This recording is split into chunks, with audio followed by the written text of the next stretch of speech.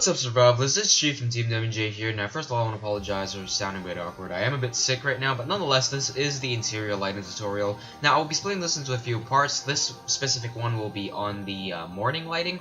So, without further ado, let's get started. So what you guys should note is that this tutorial is very important, as the following tutorials will use assets created in this one. I'll start off by heading into my camera 3 and using this as my base camera for comparison's sake. Let's render this out without any lights and see how it looks. Do keep in mind that I do have ambient occlusion enabled, so you will see a little bit of shadowing even though there are no actual lights. If you take a look into my objects window, you will see that I have a group called Atmos, which contains 4 disabled elements. These elements are the actual lights that make up my scene. So let's start off by deleting these 3 and start from scratch. Now I'll leave the sky there because all you have to do to get that is to come up here to this planes menu and create a regular sky, then go to Google, grab an image of a sky you like, create a new material and drag that onto the sky, and voila. We will then create a physical sky but disable the sky and sun. We're using the atmosphere from this sky.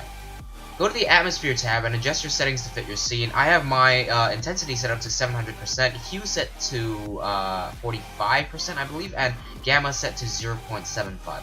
Intensity is simply how strong the fog will be, hue changes the color on a spectrum from 0 to 100, and gamma controls how bright it will look. Now you won't be able to see any of that without any light, so let's head outside and start making our sun. Now I have this big window that I want my sun to shine through and leave a god ray in, so I'll start off by creating a spotlight that will point directly into this window at an angle. I'll then grab the center notch here and drag this out so I'll have a visual representation of where the light is pointing.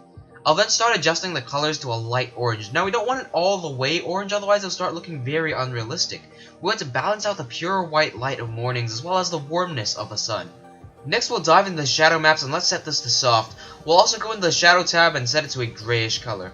We'll then go back and turn on volumetric lighting, head over to the visibility tab to disable fall off. Also don't forget to drag out the visibility by clicking on this notch over here and just dragging it out. If we render this now, what you should see is this big powerful splotch of light that just dominates the entire scene, but that's exactly what we want for the amazing interior lighting. We'll run into a problem if you want to have light going through glass, because Mindways renders glass as an object and volumetric light cannot actually pass through. However, we resolve this is by finding the glass object and dragging that to the exclude list under the project tab of the light. Let's head back into our camera 3 and see how it looks. Now this god ray actually looks really nice, but you'll notice that your eyes are probably more drawn to how dark everything else is.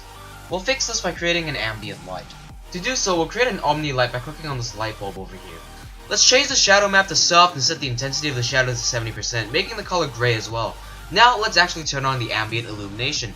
You'll notice immediately that things get way too bright.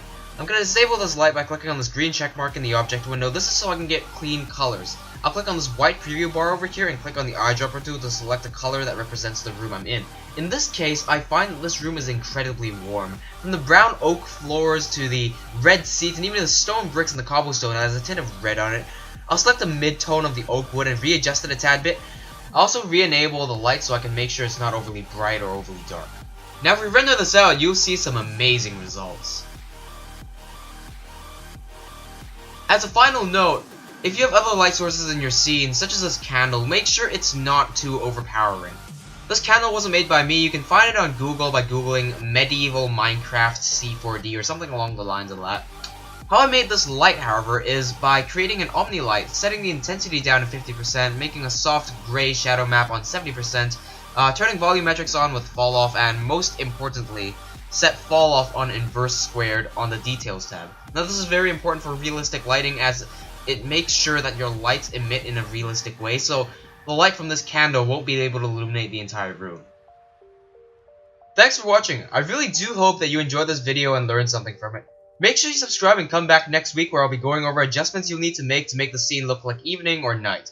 Do leave a like rating if you like this video and also a comment if you have any questions or suggestions. This has been Chief from TeamWnJ, and I'll see you next time.